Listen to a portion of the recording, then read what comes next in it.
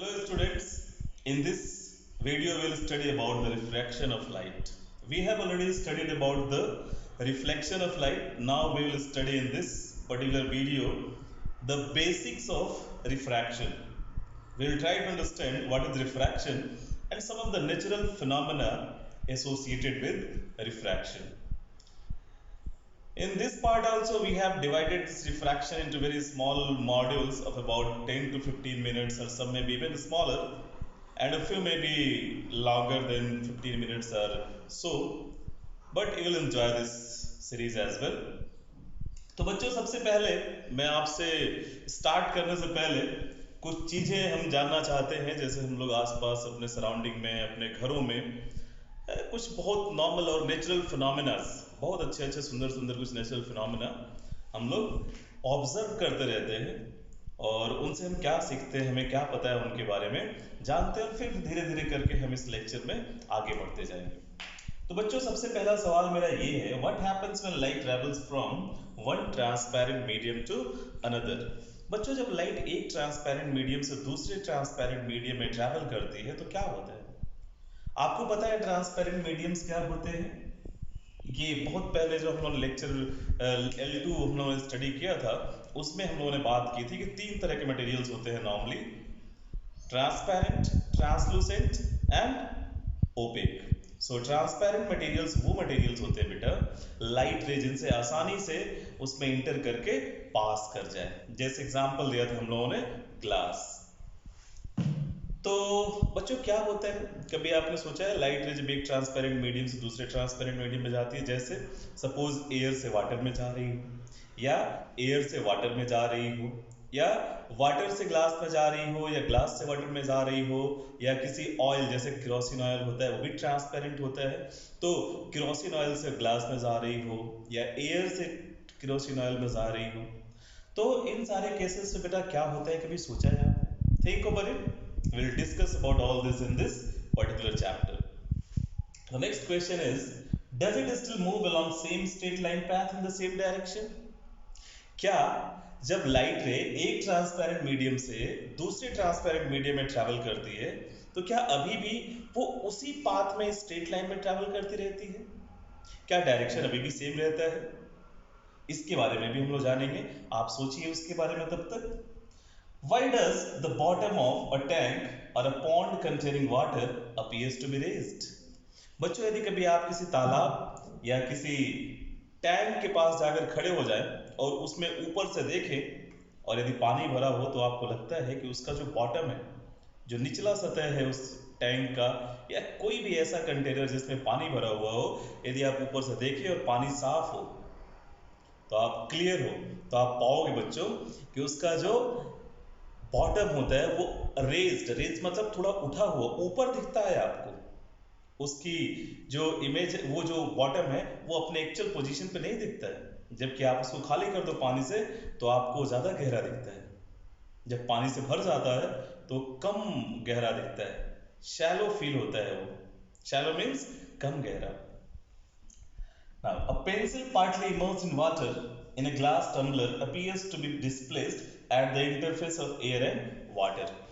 Suppose करो बच्चों, आपने एक ग्लास लिया हुआ है, ग्लास का ग्लास मीन्स कांच का ग्लास लिया हुआ है या टम्बलर लिया हुआ है आपने, और उसमें पेंसिल को रख दिया, ऐसे ऑब्लिक रख दिया पेंसिल को।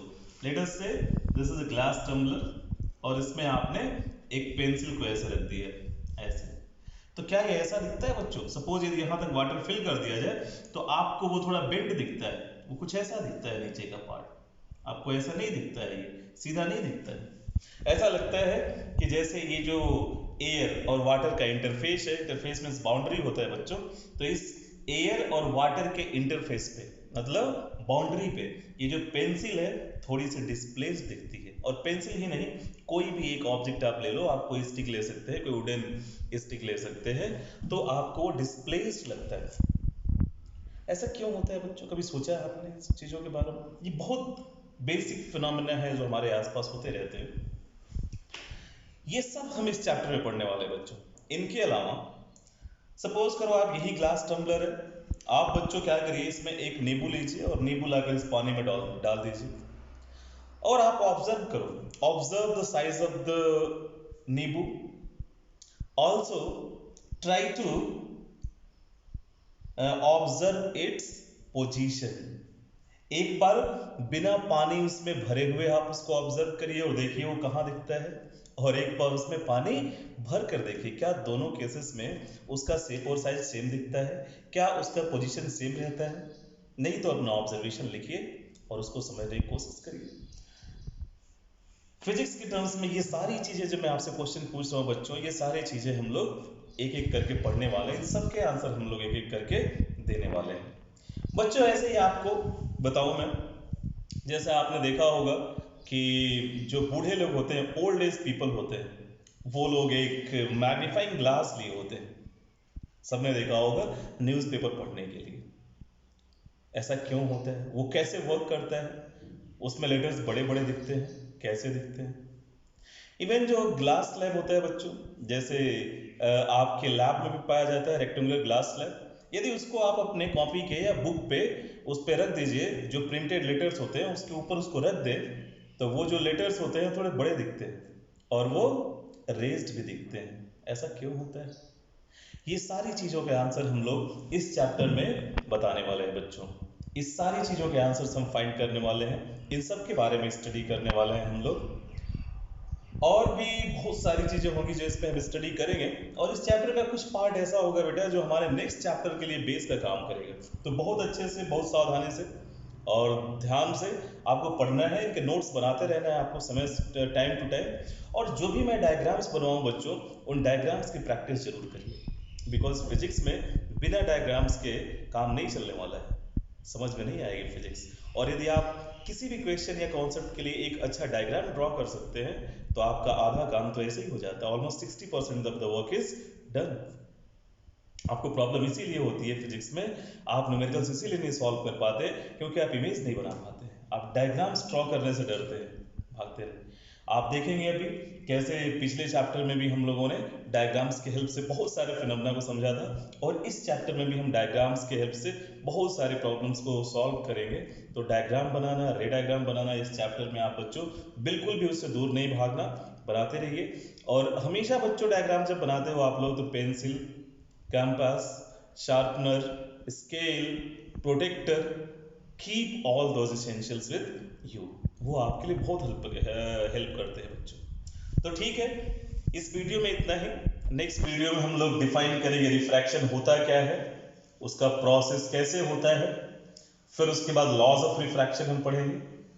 लॉज ऑफ रिफ्रैक्शन के बाद हम लोग बच्चों refraction through plane surfaces like glass slab, triangular glass prism, ये हम लोग स्टडी करेंगे। Then refraction through spherical surfaces, जिसमें कि हमारे लेंस आएंगे, कॉन्वेक्स लेंस और कॉनकेव लेंस, उनके बारे में स्टडी करेंगे। फिर हम लोग लेंस फार्मूला और लेंस फार्मूला और पावर पढ़ेंगे बच्चों, और मैग्निफिकेशन पढ़ेंगे हम लोग। जैसे आपने मिरर फार्मूला पढ़ा था मिरर के केस में, मैग्निफिकेशन पढ़ा था आपने मिरर्स के केस में, वैसे ही लेंस में भी lens formula, magnification of lens and power of lens.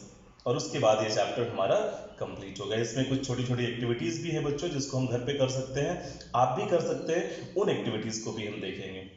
Thank you.